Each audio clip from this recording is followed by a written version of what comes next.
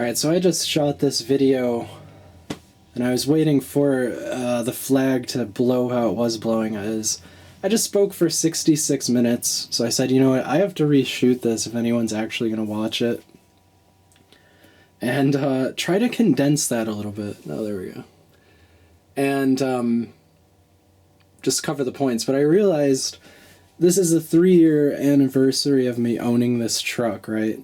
Bought it January 9th, 2017. I didn't really decide. I said, oh, I'm going to do an overhaul towards spring, I think it was. And then from there, everything snowballed. And I realized I could talk that long and probably that much longer because that's 3 years of development, decisions, even engineering, and things that go into it. So I haven't touched this bench. It's a complete mess. And obviously there's tons of parts that aren't here. They're, in the truck or elsewhere. So let's see. So I just wanted to update this since obviously now we're getting hit with wintry weather. In a time when we just had a warm-up period as I was cleaning up outside, setting up my work area, like the engine assembly table or parts table, whatever you want to call it, and just kind of prepping for the next few months or so while that thing hibernates. But I'm excited too because this is what's funny about this table is there's like racing intake gaskets, and then on top of that there's like brass filigree for 1940s antique lamps. The frivolity of the interior. But that's all done. Whenever I've gone in there after weeks of not going in there, I get pretty excited because it looks good. It's what I planned on. I mean, I'm not a master woodworker. I'm not an interior designer, but I followed particular rules and stayed with my taste of style and what I wanted. And it's pretty cool when you go in there. It's definitely different. There's still some work to do in there, but luckily I got a lot of because it was everywhere. The van's interior was all over the house. So now that I got all those major pieces in, and I'll still do a little painting this winter and stuff, because there's plenty of weather for it, to kind of keep yourself satisfied inside. And, now it was on to the mechanized portion of the project. As you can see here, I have my E7 heads. These were right off the truck block. Obviously, they still have to be cleaned up. I took my time. There's probably still a little port work to do to just make sure that everything is cloned up to the exact, thousandths of millimeter. And, but these came out pretty good. I'm pretty confident that they'll produce what I'm looking for CFM-wise. Thing to keep in mind is CFMs, what you're flowing on the bench, there's a difference. There's your CFM, there's your airspeed, and then there's actually not only your horsepower, but your power band. So, you kind of use a lot of voodoo when working with this. I'd never done this before, but when I compare what some guys are getting paid for, they really look no different, and I followed rules from one particular guy had ported like 200 heads for pairs for Steve Saline. So I like to think they're going to produce things, but you can get an idea of the engineering involved. Like here's a stock intake gasket, here's a 1260R, a 1262.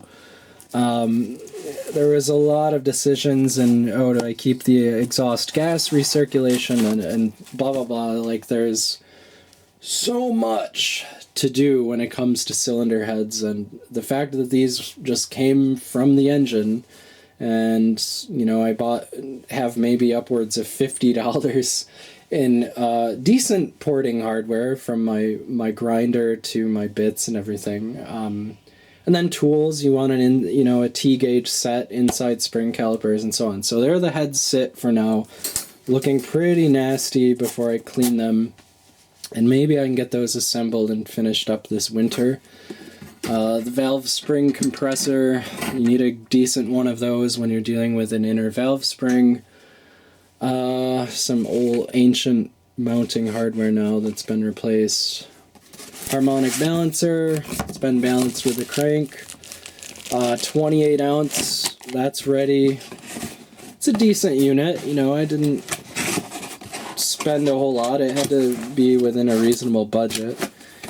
And, you know, looking at the main thing here, which is pretty cool, is I have my, I guess it's an 8990 AOD, which for people who know what I'm saying, you know what I'm saying. This was a complete heavy-duty, high-performance rebuild that I did. I've never touched the inside of a transmission before. See, now that I'm condensing this, I have to catch my breath. It has a TCI, I want to say this is Vasco, that's a hardened input shaft. That goes back to your direct drum, so it's really only engaged in 3 to 4. So it's really only used for overdrive and stuff, but that's why you want it strong, because it's so long and skinny. You know, new seals all around. All the drums except the direct drum have our Rebesto Stage 1 reds.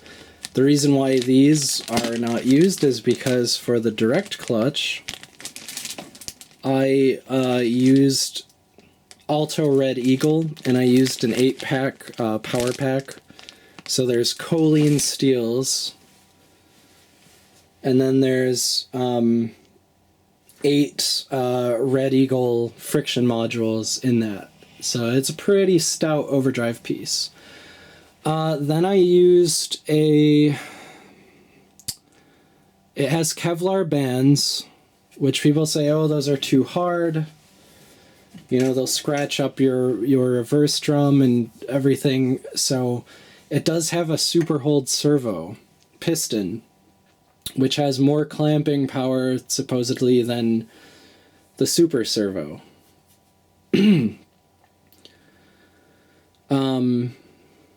So with that pressure on that Kevlar band, I'm not really worried about it gouging up the drums. I got 10 minutes left. So, what else? It does have a Transgo HP shift kit in the valve body. The valve body's been rebuilt. All new Torrington bearings, new seals, obviously. It's actually even a new transmission mount with new hardware. I increased the governor, so the counterweight that's on the output shaft, I increased to 5,600 RPM shifts at wide open, just under 6,000 depending on what the stall converter and gears do. I mean, it's pretty stout. It's probably a little overkill. You can't go wrong with that on a AOD. A little overkill for the application. I mean, this thing you could, even though it's got the truck tail shaft housing and output shaft, conceivably it'd safely be okay in an 11-second, you know, Mustang, like a Fox body or SN95 or whatever. Moving on to the other part of the transmission, that's obviously the torque converter, and that is a TCI, total cost involved, which is actually kind of hilarious. This is a high stall, I would say around a 2,000. You know, depends on your cam and rear end gear ratio. Something to keep in mind with a lockup converter like this is your torque converter selection. A lot of times people will be like, oh, the higher stall, then it'll leave later. And, you know, it doesn't really work like that. You want to match it not only to your cam, so the cam, actually, it's right here. There she is, Illuminati bare bones. You not only want to go to cam, but you have to go on what your highway speeds are going to be. So you want your torque converter's lockup to be above your highway speed, or below, excuse me. You want, so if that's 2,000, you know, if you're above 2,000, whatever you're going on the highway, that's fine, whether that's drive or overdrive or whatever. You know, this was the first one I've done. So I'm very much, like a student of all of this. Is I thought I knew about like V8s and cars, and it's been a while. Like I didn't really care for a while, and I spent a good like 2 years just learning about small block Fords overall, and now I know the AOD pretty damn well. And I want to, honorable mention or shout out rather to Ken Collins. He's a great Ford guy, like a 40-year master tech. I bought his DVD, and I did it like an erector set. I'm not trying to be braggadocious. It was still fairly difficult doing the lip seals and everything. But it rotates all the... I know I posted this. Unfortunately, a lot of this documentation is with just photos. But, it's... like when you're working on something, is to get the camera rolling is a whole other job in itself, to like set a tripod up and then like, oh, what do I want to film, because there's so much labor going on. But this thing's ready to go. It all checks out and it turns. So I do have pride in this, that I did and I chose wisely. But we're looking, it's really no expense that you want to spare. Like even here, my oil pump drive shaft, ARP, just overall larger diameter, higher grade aircraft aluminum, my flex plate bolts, even my starter motor bolts are ARP, because these had to be torched with acetylene to get them off. These like my rear sway bar end links. That's a new feature for the truck, But I've gone through some changes, some decision changes. Like I'm not running a girdle or windage tray anymore. I am running a crank scraper still. But I just am not going to have the money and time to get everything realigned, honed, and go to the machine shop again, because when you're looking at, like, of course, I like that the crank is just sitting here. Like, it's hundreds of dollars just sitting right there under a garbage bag. That's the kind of organization I have right now. But that's, like, you spend, over $200 on the crank, and by the time you're done with your balance and everything, like, it's expensive. This is probably... that's $500-$600 for, and that's a forged piece though. It is a 4340 standard stroke. I think the fillets on the journals, those aren't any bigger, but it's still a nice unit and very stout for this build. And even where I've used, different products and things, like this is generic. It's a nice balancer, and it's still SFI. If something's SFI, just, buy it, run it. Figure it out later. Here's like a full box of all my valve train stuff. These are for valve lapping, which obviously I'm not on that stage of the heads yet. Hopefully soon. My roller rockers, they're non-adjustable. For non-adjustable roller rockers, you need a shim kit. This is to get your valve train geometry correct, so that when you're doing your final torque sequence, it only goes one full rotation or so on. I don't remember, don't quote me. But you do need these just in case, and it has a lot to do with your pushrod length. I'm running, luckily I found nitro carbide push rods that are the factory length, which is actually kind of hard for a pedestal head and for flat tappet. One of my secret weapons is the particular lifters I've chosen. It's not a competition engine, but, you still kind of keep your cards close, and I've pretty much advertised everything. There's a louver. This is just to remind me that it is a van, so to not take it too seriously here. This isn't exactly Ford versus Ferrari, but look there's Bigfoot, which is not in its case, and then there's a GTO. But I didn't want to pick this up. This is the chaos of shuffling stuff around, and this is only like a portion of the parts. Like there's a lot in the truck and everything. But yeah, now that the interior is mostly down, it's time. This is kind of the testosterone stuff. It's a lot more muscle. I want to get my leaf springs in, the whole suspension. I have to, do cab mounts.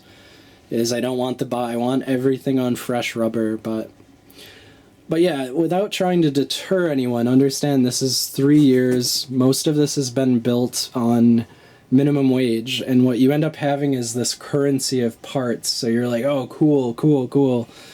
And then it all goes together, and then hopefully the final product pays off. Also, PPE, personal protective equipment, whatever. Know the difference between light particulate respirators like this that aren't necessarily meant for metal grinding. Is for that I use a real respirator with a P100. And if you're using paint, especially shit like this, you could easily get metal fever from, either that or whatever paint fumes, volatile organic compounds. Is you need a charcoal filter, something that takes those VOCs away, especially for the woodwork. As I watch these woodworking guys on WCNY, and they'll paint with a light respirator like this, like a P95, don't do it. That doesn't block any of the vapor.